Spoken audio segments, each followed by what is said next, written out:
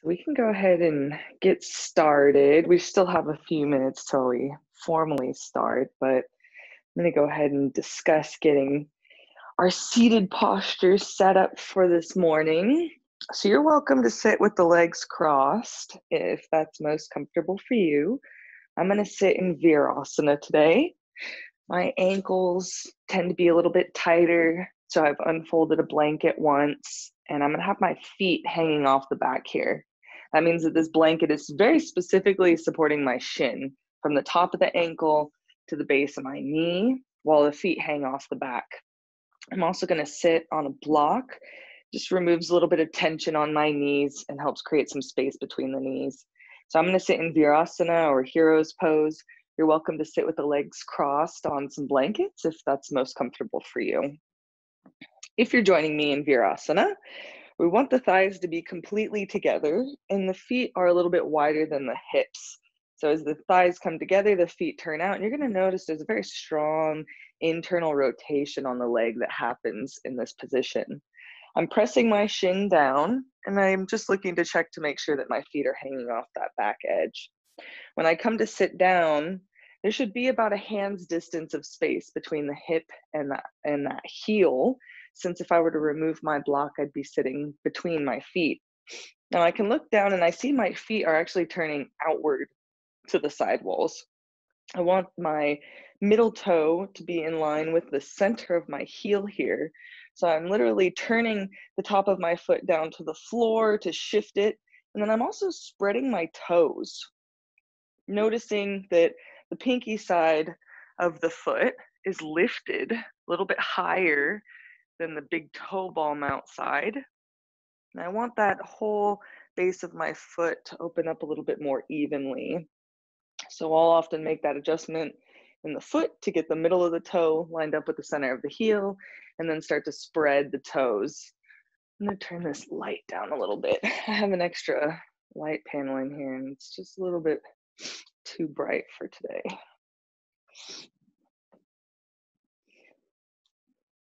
So starting in Virasana, we're going to go ahead and get started. Let people trickle in as they might feel the desire to. Whatever seated posture you're in, make sure you have enough support under the hips so that you can sit up tall without any aggravation on the back or the spine. You're always welcome to sit up against the wall if that would feel most comfortable for you. Taking a few deep inhalations and exhalations, letting go of any tension in the face or eyes, relaxing the jaw and the lips. Really using these breaths to bring your attention to your body, to bring your attention to the present moment. As you inhale, try to fill along the collarbones, even increasing the space and the spread from the very center of your chest out to the shoulders. The shoulders do start to move to the back of the spine. You will start to feel a little bit more muscularity and effort in the upper back. It's complemented by that stretch across the front of the shoulders and across the chest.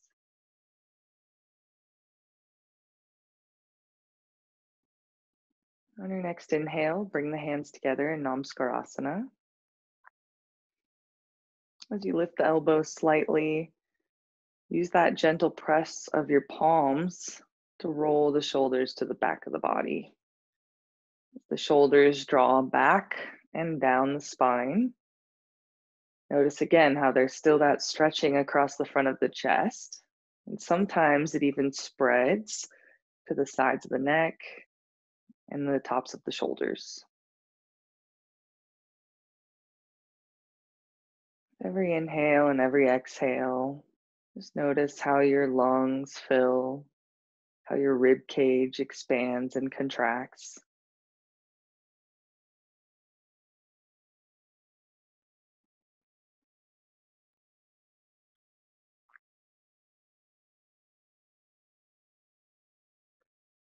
I'm going to start class today by chanting 3 ohms together as a group.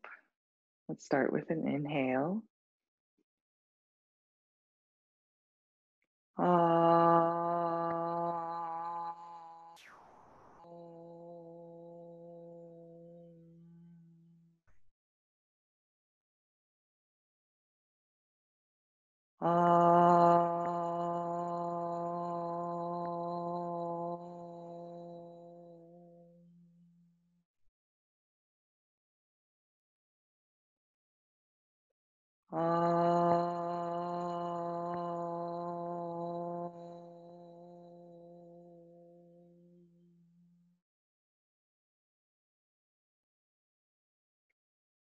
Notice if any subconscious tension started to rise in the face or the neck. See if you can start to let it go.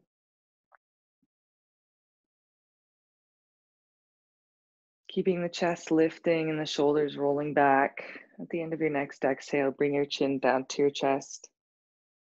Surrendering the head to the heart, intellect to intuition. And then place the hands on the thighs, slowly lift your head and open the eyes. If you need to stretch the legs, maybe the knees are tense, you can come forward, curl the toes under and straighten the legs behind you. If you're sitting with the legs crossed, notice which leg is closest to you and switch the cross of the legs. We're going to stay here in the seated posture that we started in and practice Parvatasana, little mountain pose. So you're welcome to practice this with me. Let's go ahead and lace the fingers together, turn the palms away. And as you press the palms, or as you make the arms nice and straight, notice for a moment if the fingers, or the joints of the fingers, the knuckles of the fingers are extending past your wrists, or see if you can make the palm completely flat to the wall in front of you. And I mean that the knuckles on your palm should be in line with the wrist joint here. As you specifically press out through the heel of the palm, that area of the palm that's closer to the wrist, try and spread from the center of the palm out to the pinky side of the hand, and then again from the center of the palm to the thumb side. So just like a leaf has the main stem going down the center, and then the other small stems start to branch from that, or the veins start to branch from that main stem.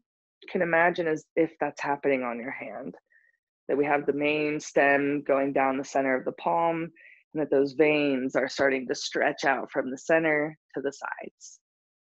With the arms straight, take the arms up and overhead. So take a nice deep inhale and exhale. Use that pressure of the palms to the ceiling to lift the chest up. And as you take a nice exhale, weigh heavy into your hips. You almost shift your weight back slightly.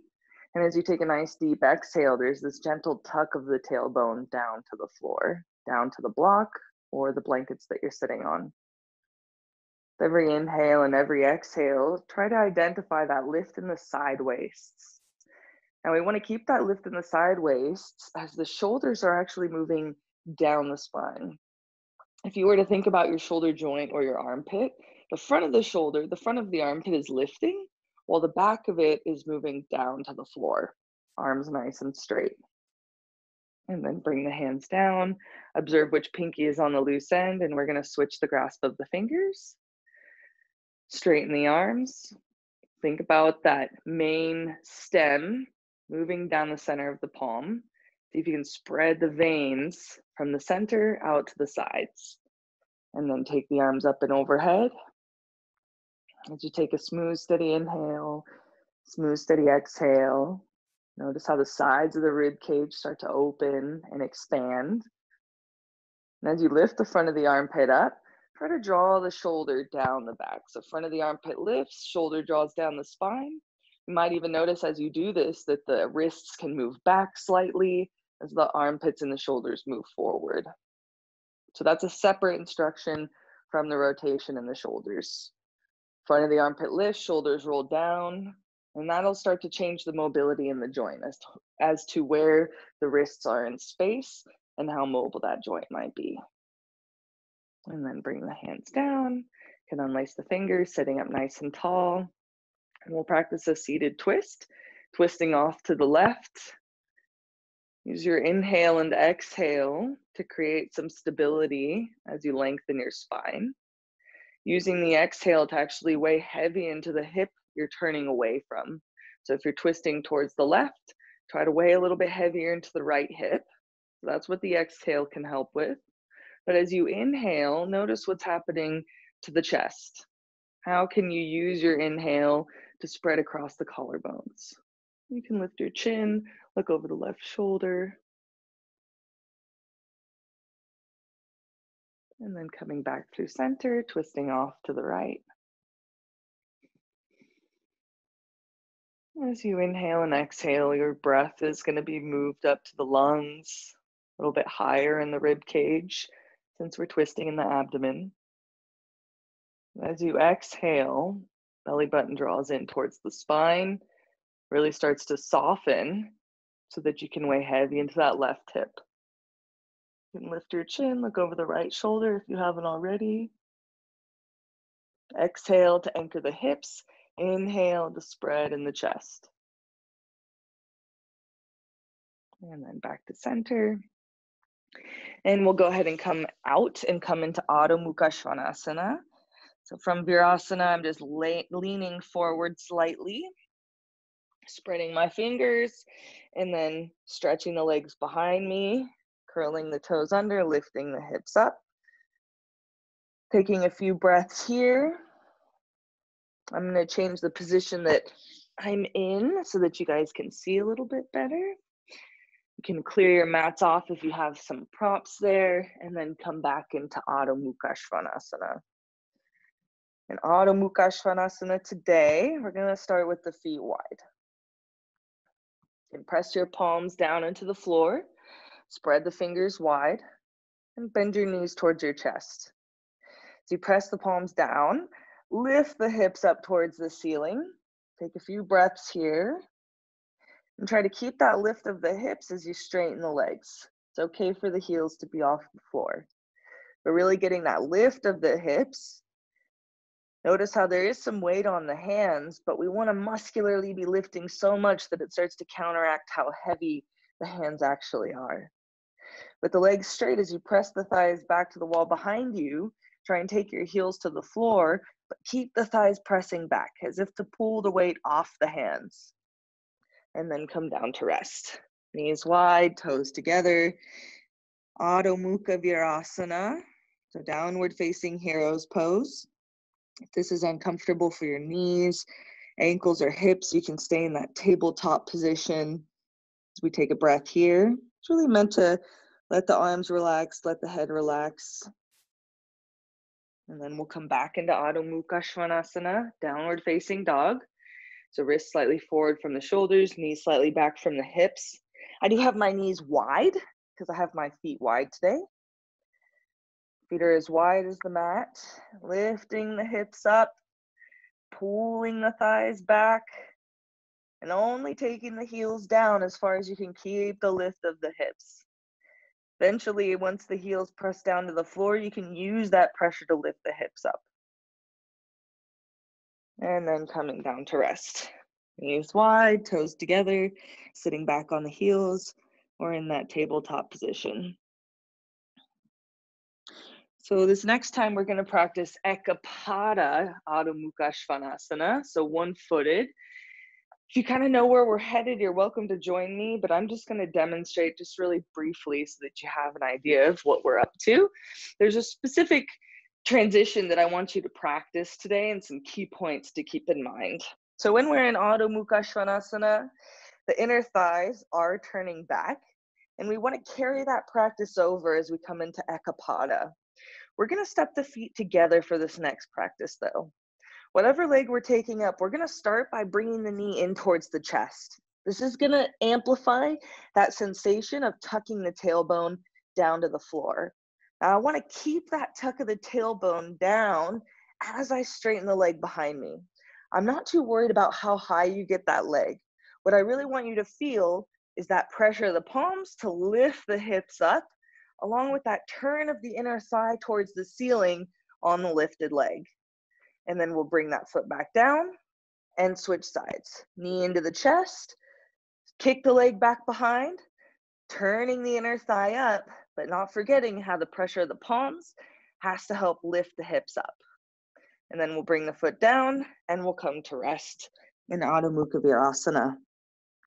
So let's go ahead and get started. Starting with the fingers wide, index finger points forward. You can curl the toes under, lift the hips up, and then bring the feet together. So you take a few breaths here. Notice if the hips are already dropping or if you can keep the lift of them. If you notice that the hands are achy or sliding, you can actually even hold on to the side edges of your mat here. Go ahead and bend your right knee into your chest. Notice how the tailbone is tucking down to that left heel. And then just kick the right heel behind you. Don't worry about how high you get right now. Kick the heel behind you, turn the inner right thigh up to the ceiling. So you press the palms down, lift the hips up, and then switch. Left knee into the chest, kick that left foot behind you, inner left thigh up towards the ceiling, and as you press the hands down, lift the hips up. Then bring that foot down and come to rest. What you're gonna notice is that there's a couple of things you might notice. Specifically with the legs is that standing leg is working pretty mindfully to get the depth, to get the lift. The other thing might be the shoulders. The shoulders and the neck might be aggravated slightly by this. And if this is the case, it's really important to keep a slight bend of the elbows and turn of the inner arm forward. So we're just going to do that one more time, and then we can address more of the upper body and the neck stuff that we might be experiencing. Let's actually go ahead and sidetrack. So this is worthwhile because usually the neck can actually be quite a bother. So go ahead and grab a block if you have one, or you can envision one underneath you, underneath your hands. And what we're going to do is have the hands alongside the block. It's really just a spacer to give us a visual to work with. But you can start in this tabletop position, and I want you to do a little forearm push-up. What I mean by that is that you're going to bring your forearm down to the floor, elbow to the floor, and you want to use that block to give you a reference spatially. Are the elbows trying to splay out, or can you keep the elbows tight as if you're trying to mimic the width of that block? Really, the elbows start to draw in. But we're going to go ahead and do 5 of these. So you can do this on your own accord, drawing the elbows down to the floor, forearms come to the floor, and then you're pushing the palms down and straightening the arms, but you're keeping that muscularity in the forearm and in the upper arm as you lift up. So as the elbows come down, you have a certain frame of stability in the elbow and the shoulder joint. And as you press the palm down into the floor and you try to straighten the arms, notice how the pit of your elbow is still facing forward. If you come up and the pit of your elbow starts to turn to the floor, then that's giving you some feedback on what's happening in the shoulders. So if you've done 5, great. If you need to be a little bit more mindful, keeping that pit of the elbow forward, then you can do a couple more. Now we're getting the arms warmed up here because we're going to practice that Ekapada position one more time. But this time, we want to integrate this work of the arms. So pit of the elbow forward, inner arm forward, outer arm wraps back towards the feet, towards the floor. Let's go ahead and come back into Ekapada Adho Mukha Svanasana.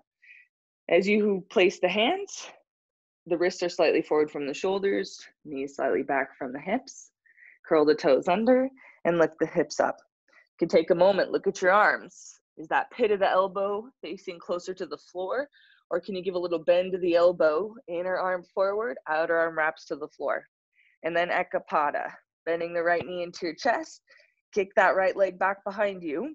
Inner arms wrap forward, inner thighs wrap back. Inner arms wrap forward, inner thighs wrap back.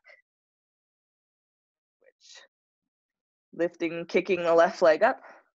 Inner thighs, both are turning to the wall behind you, and inner arms are turning forward. Inner arms forward, inner thighs back. And then bring the feet down, come to rest. Knees wide, toes together, sitting back on the heels. You can let the arms be loose. And then we're gonna go ahead and come up to standing. You can set your props aside. I'm gonna have to shift my Hammer here a little bit. Okay, so we're moving into a standing posture. You may need a strap as we move on to doing some variations with the arms. To get started, we're just going to take the hands to the hips, and if you feel comfortable doing so, go ahead and grasp the wrists behind you. We're setting up for a pose called Parsvanamskarasana. Stand over here. You can have the feet hip width apart. I mentioned in the beginning of class that the hands kind of represented the leaf on a plant, where we have the main stem or stalk going down the center and the veins coming off of that. A very similar concept is happening within the feet. There's this main stem from the middle toe to the very center of the heel. And from that line, there's a variety of veins stretching out to the sides from that center line. You can go ahead and line up the middle toe with your heel. You'll notice that the toes are turned in slightly when you do this. Go ahead and have the feet hip width apart for this practice. Now we have the hands behind us in Parsvanamskarasana. As you take a few breaths here, go ahead and lift your elbows towards the wall behind you. And then try to pull your elbows down to the floor without adjusting the wrists. You're still holding one of your wrists right above the divide of the buttocks and the low back. But we're really working with the elbows, lifting the elbows back and then pulling the elbows down to the floor.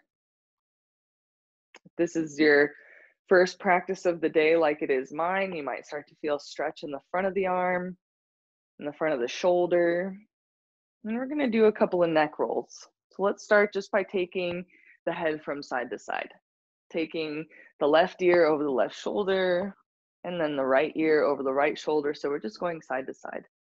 And you're gonna feel a nice stretch along the side of the neck, top of the shoulder. Keep the elbows pulling back and down towards the floor. You can hold each side as long as you feel you need to start softening that tension, to create movement in those muscles.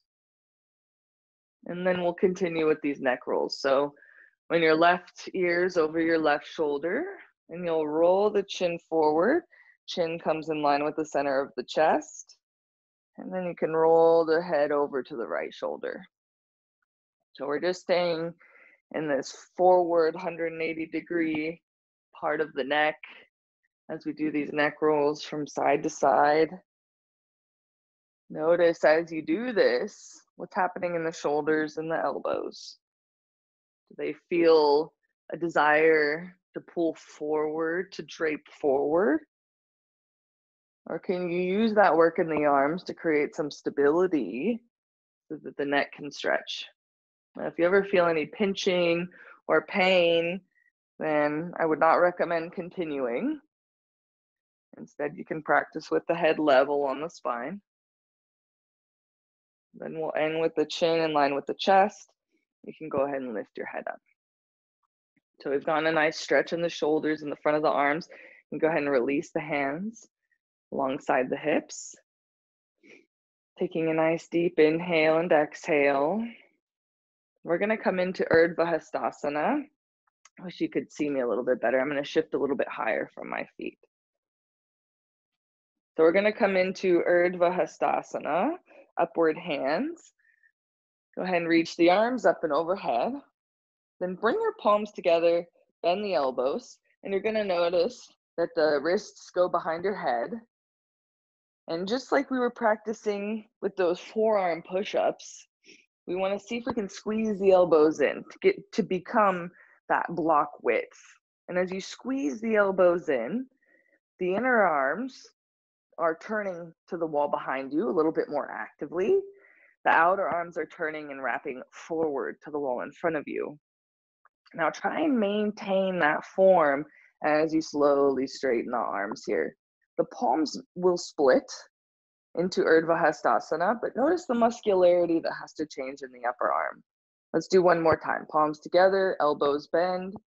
Notice if the elbows are forward or if the chest is slouching. See if you can press the palms and lift the elbows up. Then try to straighten the arms, keeping that same form. Inner arms turning back, outer arms turning forward. Taking a nice deep inhale and exhale. Lift your toes off the floor and imagine what it would feel like to squeeze the thighs together. What would it feel like to slide your feet towards each other? Urdhva Hastasana. And then bring the hands down, standing nice and tall. We're going to practice Gomukhasana, cow face pose. I'm going to demonstrate and then we'll do together. So I'm placing the strap on my left shoulder to start. One hand comes in Urdhva Hastasana, elbow bends, hand comes to the base of the neck here. The other hand is practicing what we practiced before. I'm imagining as if I'm holding my wrist, which is now the belt, and the wrist is really just resting on the low back here. So you have the strap to fill in that space rather than just trying to get the hands together. I want you to take a few moments here and focus on the form of the shoulders, stability in the shoulder blades, and then as that feels maintainable, we can start to walk the hands together, bringing that form along with us into the progression. Gomukhasana. To release, arms go straight and come alongside the hips. So that's what we're practicing now. You can go ahead and start with the strap over your left shoulder. Take the left arm up and overhead, bend the elbow so the palm is at the base of the neck. Inner arm is wrapping back, elbow is squeezing in, just like we felt when we pressed the palms together and squeezed the elbows in. Then with your right arm out along the side of you, go ahead and swing it to the low back. As you hold on to the strap, take a moment to acknowledge that the arms are doing different actions. So your mind is going to have to take some time to focus on each arm individually, and then we'll look at what the commonalities are. Ultimately, the elbows are pulling in different directions. I'm trying to squeeze my left elbow in towards my head, but for the sake of today's practice, try and reach your right elbow behind you. Start to get that right shoulder opened up. Now you might notice that there's a little bit of space as you stretch that right elbow behind you. There might be some more room for you to walk the hands towards each other and walk your hand up the belt. Even though the arms are doing slightly different things, think about what's happening in the upper back, because this is where we want some symmetry. As the shoulder blades draw in towards the spine, we want to feel as though those shoulders are moving down the spine as well. It's going to be a little bit easier to accomplish this with the down arm, with the right arm. But really that left arm with the upper arm, that has to be a little bit more intelligent to move the shoulder blades down the spine. Gomukhasana. And then release the hands. Switch which shoulder the strap is over. It'll be over the right shoulder now. Reach the right arm up and overhead, hand to the base of the neck, left hand out to the side and swing it to the low back. So starting where these actions are attainable. Even if you feel that having the hands spread like this is easy, that's okay, because we really want to nail down our form and integrate that into our progression. As you reach the left elbow back behind you, notice how that whole front of the left shoulder starts to stretch, starts to open, and pull that left elbow down to the floor. Now we want to recreate this effort on the right elbow, even on that lifted arm. However, this time we're squeezing that right elbow in close to the head, trying to draw that inner right shoulder blade down the spine. You might notice as you lifted that left elbow back behind you that there's a little bit more space to walk the hand up the strap.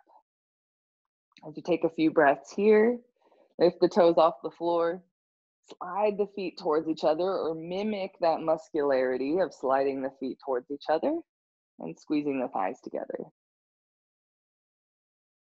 As you gently lengthen your inhale and exhale, think about the upper back, since this is where we're wanting some symmetry in the practice. And we'll go ahead and release the hands, straighten the arms. We're going to do each side one more time. So Gomukhasana it definitely has a little bit of complexity to it in the sense that I'm asking you to do different things. I'm asking that the elbows pull apart from each other while the shoulder blades pull together towards each other. I'm acknowledging that there's some asymmetry from left to right, but then I'm saying build symmetry from left to right in the upper back. So we have to really pinpoint where this effort is taking place.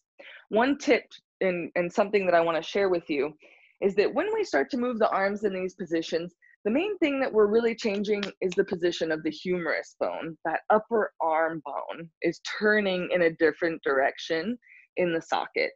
Now the shoulder and the shoulder blade itself isn't necessarily turning. It's going in one of four directions. The shoulder blade's either going to go forward, back, up, or down. Now how we change that humerus bone, that upper arm bone, is gonna affect the shoulder blade, but we have to acknowledge that they're two separate areas of action. So here in Gomukhasana, I'm asking the shoulder blades to do the same thing, move back and down.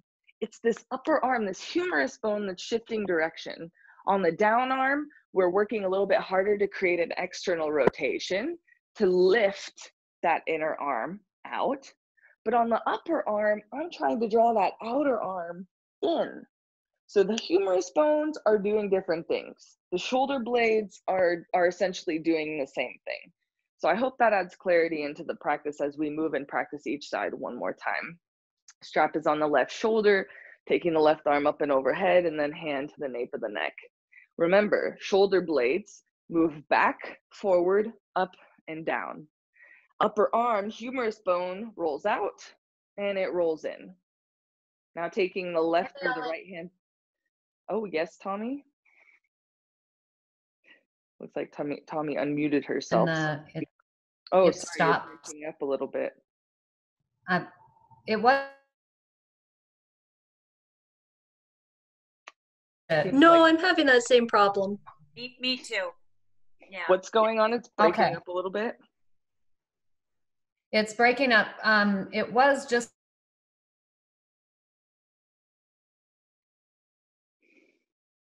like you're frozen now. Yeah. Oh. Yeah. And How about you're now? still frozen. You're still frozen for me. Can you hear me at all? Jargon, you know. Well, And then can you hear catches me up. at all, or is it interrupting the video and the audio? Both. Both? Okay. My internet's not so great today. Let's see here. How's it doing now? Is it still pretty consistently interrupting, or is it seem to catch on? It's doing better for me. Is it Right doing now, better? Better. Okay. So it might clip Yep, in now and you're out. frozen. Yeah. Mhm. Let me try one more thing here.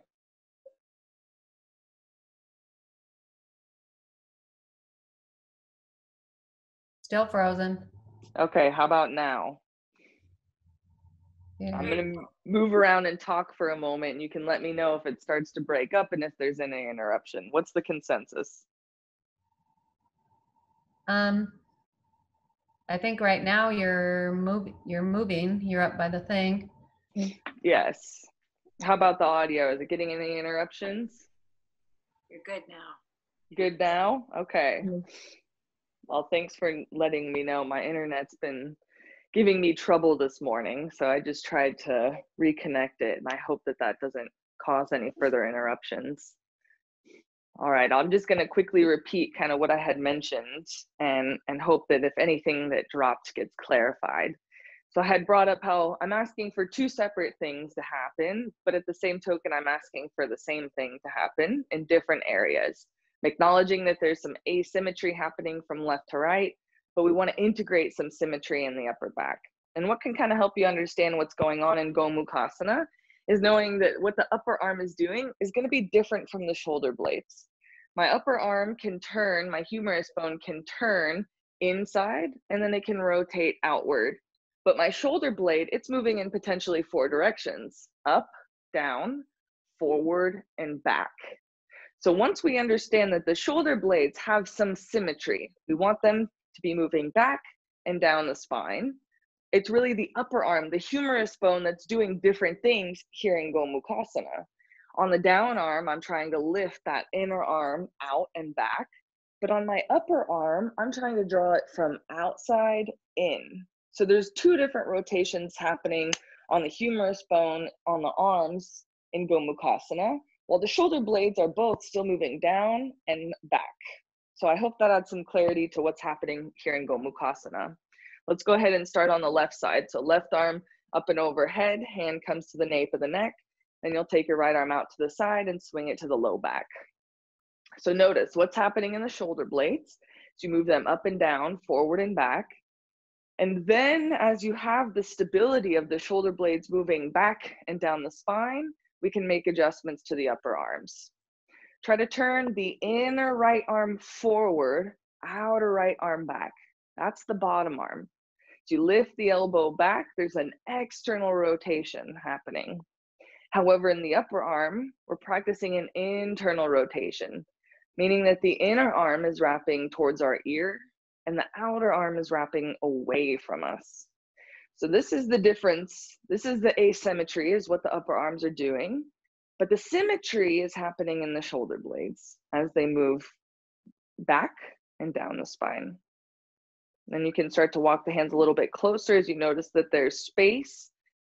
Taking a few breaths here in Gomukhasana. Try and lift the toes up. Slide the feet towards each other, standing nice and tall.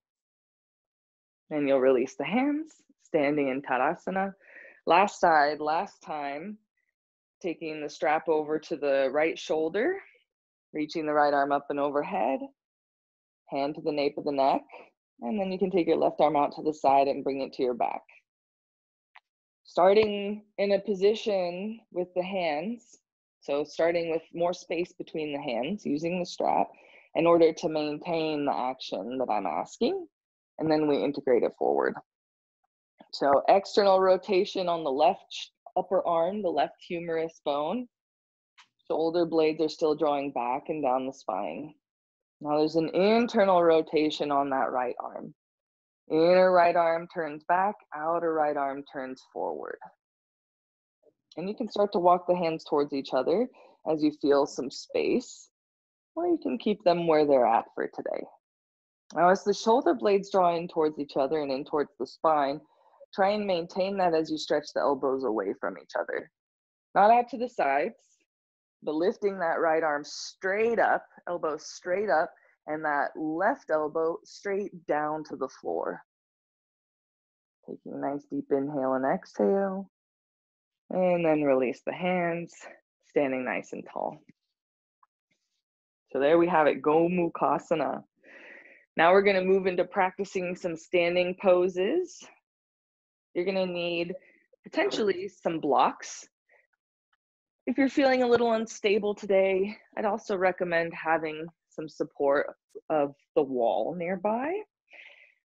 I'm going to demonstrate what we're up to, and then you'll practice along with me.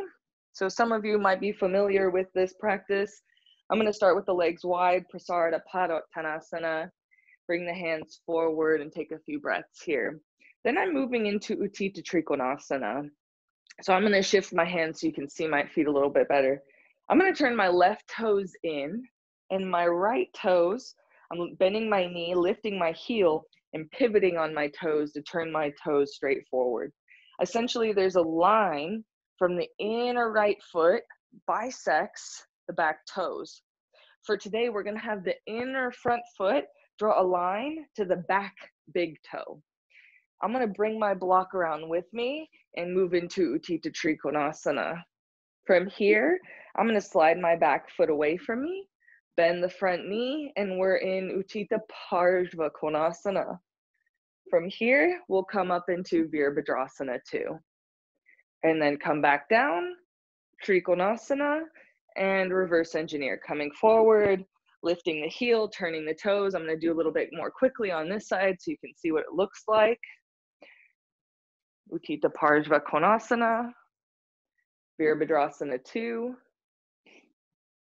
Utthita Trikonasana, and then coming forward. So that's the series that we're going to practice today. So you can go ahead and jump or step the feet wide. Prasarita Padottanasana. Extended, intense stretch of the foot. And then bend forward, placing your hands on some blocks. We want the heels to be in line with the hips, wrists to be underneath the shoulders. Now let's start by turning the left toes in slightly. Bend your right knee, lift your heel up, and then turn your foot so the inner edge of your right foot draws a line and hits the left big toe. If it were to draw a line straight back. And you'll take one of your blocks, place it on the outside of the right ankle, and here we are in Utthita Trikonasana, extended triangle pose. Taking a few breaths here, reach the left fingers up towards the ceiling. And as you draw the shoulders back into the spine, try to straighten the legs. As you lift your toes off the floor, you can give a little baby bend to the knees. And try and slide your feet towards each other. As the feet slide towards each other, you're gonna feel a little bit of a different muscularity. Then go ahead and slide your left foot back farther, bend the right knee, Utthita Parshva Konasana, but still sliding the feet towards each other. And then come up to Virabhadrasana 2, still sliding the feet towards each other, try and make that left leg straight. And then coming back down, straighten both legs for Utthita Trikonasana.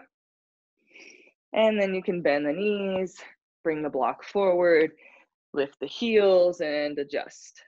I like to use the back edge of my mat, so I know that if my heels start to shift in space, I can bring them back to alignment.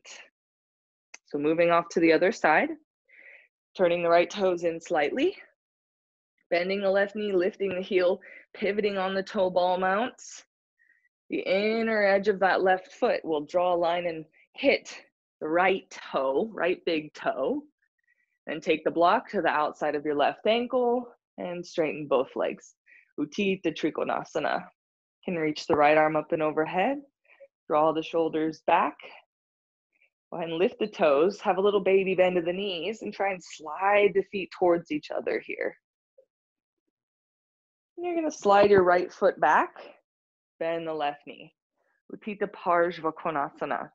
We have to adjust the feet because this is a much wider standing stance. Ultimately, you want that left knee directly over the ankle. So whatever knee is bent wants to be over the ankle or needs to be over the ankle to reduce the pressure that the knee might feel. And then we're going to pull ourselves up into Virabhadrasana 2. Still sliding the feet towards each other. So if you need a little bend in that back leg, go ahead and try and get that momentum of squeezing the thighs towards each other while keeping the pressure even between the inner foot and the outer foot. And then coming back through, reverse engineer, Utthita Parshva Konasana, Utthita Trikonasana, bending the knees, coming forward. So while you're here in Prasarada Padottanasana, go ahead and lift your toes off the floor, press and bend the knees, press the outer foot, outer heel down into the floor. Almost like you're trying to lift up the inner heel in the toe ball mount. So we're bringing more of our weight heavy to the outer foot. Now, as you do this, see if you can squeeze the thighs together. See if you can slide the feet in towards each other. So that muscularity is what we want to feel in our standing poses.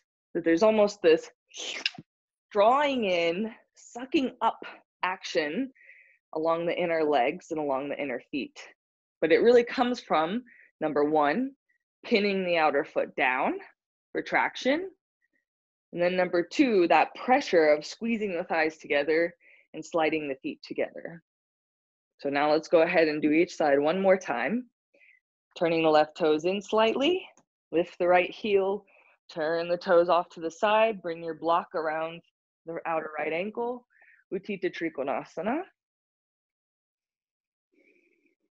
Lifting the toes, sliding the feet towards each other. Then you're going to slide your left foot back, bend the right knee, Utthita Parshva Konasana. Then pull yourself up to Virabhadrasana 2. You keep that slide of the feet towards each other. Some of you might be ready to try and straighten that back leg. And then reverse engineer. Utthita Parshva Konasana, and then Utthita Trikonasana. Bring the hand forward, turn the heels back. So we're back in center. Prasarada Padottanasana. One more time on the left side. You're gonna slide that or turn those right toes in, pivot on the left toe ball mount. Inner left foot will draw a line and bisect or hit that right big toe. And you can take your block to the outer left ankle, straighten the legs, toes lifted off the floor, try and slide the feet towards each other. And shifting the right foot back, bending the left knee, Utthita Parshva Konasana. And pull up to Virabhadrasana 2. Sliding the feet in. Trying to squeeze the thighs. And then reverse engineer. Utthita Parshva Konasana. Utthita Trikonasana. Coming forward into Prasarada Padottanasana. And you're going to heel toe step the feet together. Uttanasana. So feet hip width apart. And bring your hands to the floor or lower the blocks down. Intense stretch pose. Nice forward bend. Let your head hang.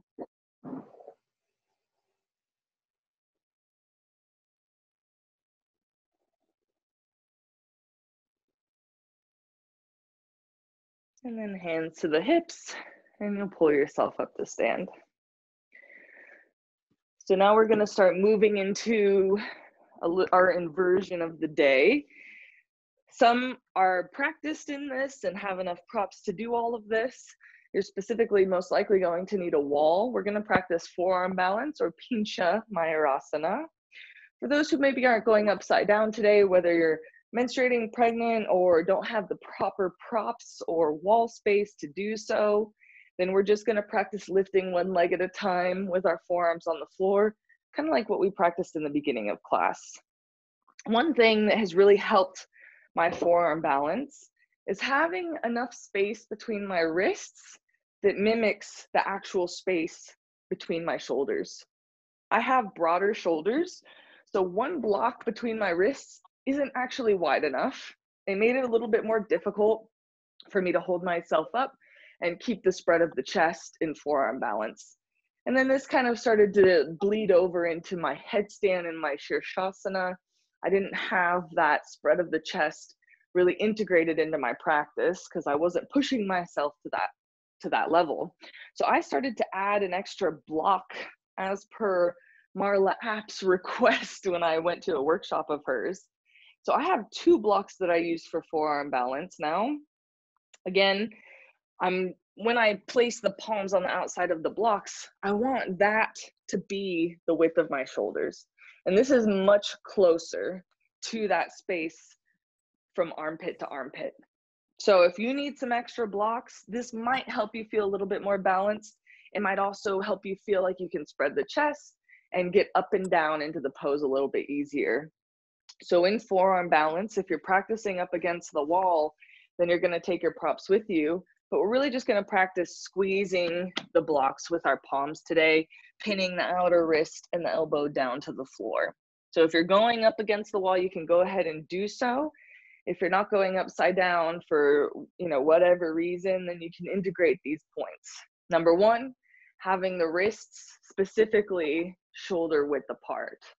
Number 2, we're pinning the outer wrist down and the elbow down, trying to create an even distribution of weight along that forearm. From there, everything that we've been practicing today still applies. Looking at what's going on in the shoulder blades, and then how is that affecting the humerus bone and the upper arm bone. So let's go ahead and practice. If you're going up at the wall, you can go ahead and get set up to go upside down. If you're not, I'm just going to stay practicing here away from the wall so that I have an easier time giving direction and you can hear and see me a little bit better. I'm going to start by squeezing the blocks between my palms. It's okay if the fingers hang off. We just want that heel of the palm to be pressing against the block. And I'm pinning the wrist down, pinning the elbow down. Can take my knees back so that they're underneath the hips. And if you're on the floor here, you can take a few moments to observe what's happening in the shoulder blades. You can move them towards the floor, towards the ceiling, down to your hips and up to the ears. And ultimately, we want them to move toward the shoulders, to move towards the ceiling and down towards the hips. This means that the shoulder blades are moving in towards the spine and down the back. And curl the toes under, lift your hips up. If you're at the wall and you haven't kicked up already, go ahead and do so. As you press that forearm down into the floor, lift the hips up, just like we felt in Adho Mukha Svanasana, downward facing dog. Now here in Pincha Mayurasana, the gaze is between the elbows. If your neck is irritated and bothered, you can go ahead and let your head hang. Focus instead on squeezing the elbows in, turning your outer arms towards the floor, inner arms towards that block. Now, if you're just taking one leg up at a time, go ahead and lift your right leg up. Notice that line in your body, that line of length, as you press the outer wrist down, press the elbow down, lift the right heel up, and then switch sides. Lifting the left leg up, inner left thigh turns towards the ceiling. As you press the outer wrist down, elbow down, use that whole pressure of the forearm to create lift in the side waists. Now each side one more time if you have the stamina. If you need to come down to rest, you can go ahead and do so. Lifting the right leg up, inner thigh up towards the ceiling. Find that line of effort from the forearms to the side waist, all the way out through that heel. And then last side, last time. Lifting the left leg up, pressing the forearms down as you turn the inner left thigh up, making that whole left leg stretch away from you nice and long. And then bringing the foot down and come down to rest. You can sit back on the heels, so sit upright. If you're up against the wall, you can go ahead and come down. And ultimately, you're sitting up rather than in Shirshasana or child's pose. We will, rest the head. The head goes below the heart, essentially. But here in Pincha Mayurasana, we want the energy. It's not as aggravating on the nervous system, so we actually sit upright. You can catch your breath, taking a few deep inhales and exhales. Very nice. And then we're going to go ahead and move on. So if you have the setup for shoulder stand, then you can go ahead and get that prepared for yourself. Otherwise, you're going to need a block. If you don't have a block, then you're going to need a strap and a blanket. So there's a couple of variations. If you're getting set up for shoulder stand, then you will most likely have an idea of what you need to do that if you have the props at home. If you're not going upside down in shoulder stand, there's two variation options that you can practice. One that uses probably the most accessible props. If you don't have a block, it's going to be a blanket and a belt. We're going to lie back in Supta Baddha Konasana. So feet together, knees wide. The strap comes to the tops of the feet, and then it sweeps along the floor underneath the thighs. You want the tail ends to be within an arm's reach as you come to lay down. So this is if you don't have props at home or you're feeling like you need to rest a little bit, this pose is for you. Supta Baddha Konasana. Now, for those who want to get a little bit more of a back bend practice in, which would be my intention, would be the ideal setup, you're going to need a block. I'm going to remove the blanket, remove the strap. I have a block within an arm's reach. Starting laying down with my knees bent, I'm going to tuck my shoulders underneath me. So shoulder blades move back and down the spine. Inner arms turn up, outer arms turn down. And I'm going to lift my hips off the floor. When my hips are lifted, there's a little bit more space for me to bring my weight to the tops of my shoulders. I'm going to grab my block. You can place it on the low setting, medium setting, or the high setting, but it's underneath the tailbone specifically. Then we'll straighten the legs. So how open the hip flexors are will definitely change how comfortable the low back is in this position. If the low back feels aggravated, the hip flexors feel like they're stretching too much, lower the block down a level. So this is Setu Bandha Sarvangasana. This is the variation if you're not going upside down in shoulder stand today. But if you do have the props to go upside down in shoulder stand, I would recommend doing so. So you're going to go ahead and grab whatever you need to practice what's best for you today. If you're in Baddha Konasana, feet together, knees wide, laying back on a blanket. You can even have some support underneath the thighs if there's a strong stretch in the inner thighs. For those in shoulder stand and Setu Bandha Sarvangasana, you're going to feel that there's a little bit more of that back bend element. That as the shoulders roll onto your back, the back ribs have to lift off the floor. So you can go ahead and come into whichever variation is best for you. Things to note for those in Setu Bandha is you want the block under your tailbone specifically. You can just rest your hands on the sides of the mat or even use the sides of the mat to turn the inner arms up, outer arms down. If you're going up into shoulder stand, you can choose which support is best for you today. I know in the past I've demonstrated against the wall. You can use a strap for the upper arms, or you can just pull the strap between the palms in order to get that muscularity in the upper back.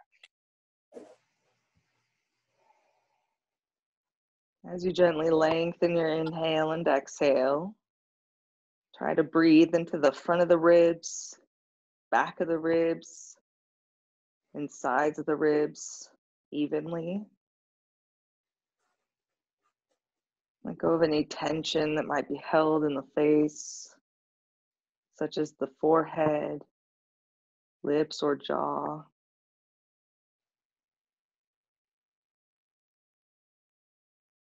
As you gently lengthen your inhale and exhale, notice the connection in your body of effort. For those in the shoulder stand and back bend positions, notice how that pressure of your upper arm can create lift in the back of the body.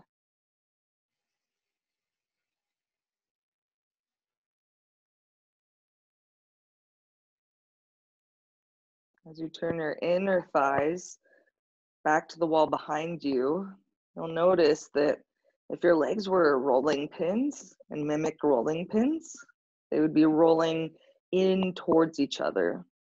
This is an internal rotation on the thigh bone. You try to press out through the feet evenly, pressing and extending the big toe ball mount and inner heel just as much as that outer foot bone tends to extend. Usually the feet curl inward. The big toe ball mount and the inner heel actually move towards the hips, towards the knee, but instead press them away from the body. Big toe ball mount nails away from you, inner heel nails towards the ceiling or nails to the other wall away from your body.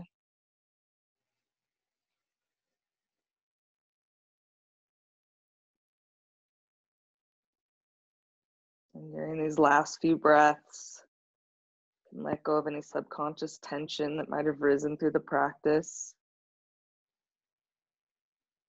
You can start to bring your feet flat to the floor. If you're in Setu Bandha with the block underneath you, lift the hips up and try to tuck your tailbone while you lower the hips to the floor.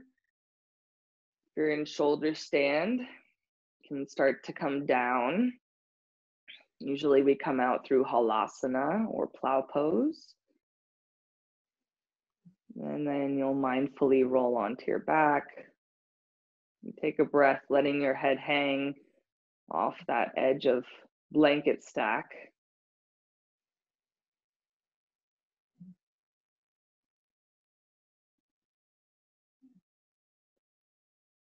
Every inhale and every exhale, bring your attention to your body.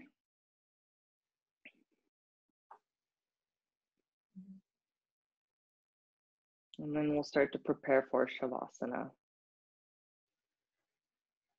So whatever position you're in, you can start to move into laying down with the spine flat on the floor. You're welcome to grab a blanket for underneath the head. If the hips or the legs feel achy at all, it can be nice to have a bolster underneath your knees as well. As we come into Shavasana and corpse pose, the intention is to start to let go. And during that time of letting go, not only do we release any unnecessary tension that might have risen through the class, but our body starts to integrate what it just experienced.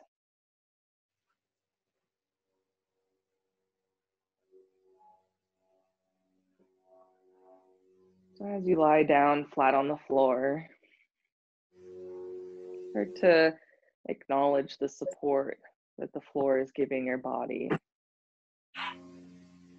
And as you exhale, allow your body to weigh, to sink heavier and heavier on the floor.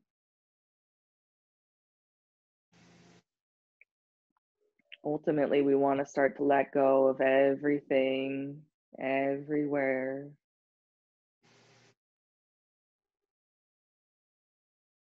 Just observing the body in its natural state without trying to change or manipulate anything.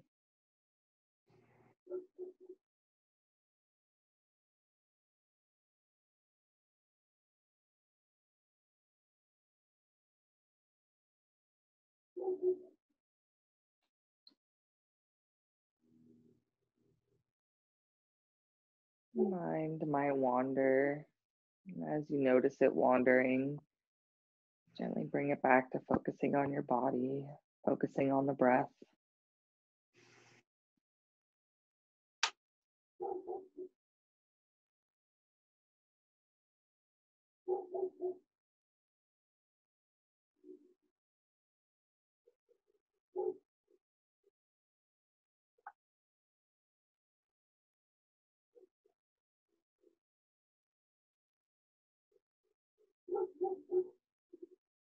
Gently lengthen your inhale and exhale. Try to let go of any subconscious tension that might have risen.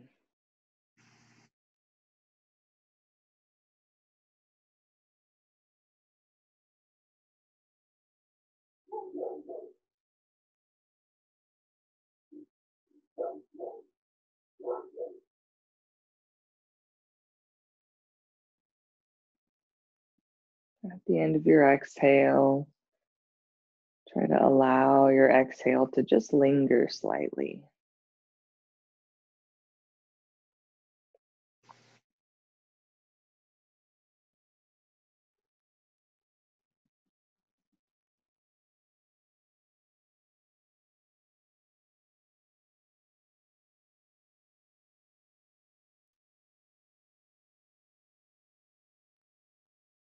And slowly place your hands on your abdomen, on your belly.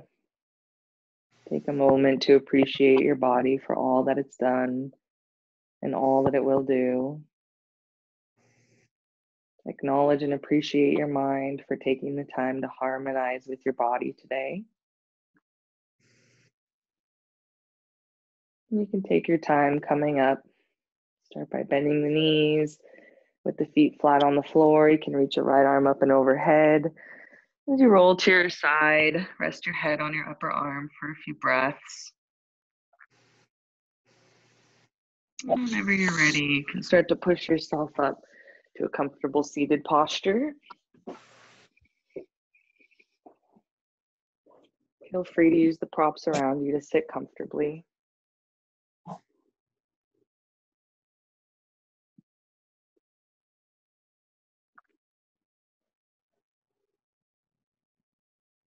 I appreciate you all for taking the time to practice yoga today. Thank you for joining me. Namaste.